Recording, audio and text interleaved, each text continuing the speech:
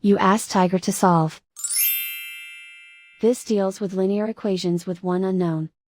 The final result is x equals 3. Let's solve it step by step. Group all constants on the right side of the equation. Add 3 to both sides. Simplify the arithmetic.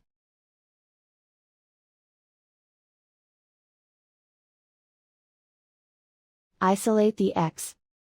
Multiply both sides by inverse fraction 3/7. Group like terms. Multiply the coefficients. Simplify the fraction.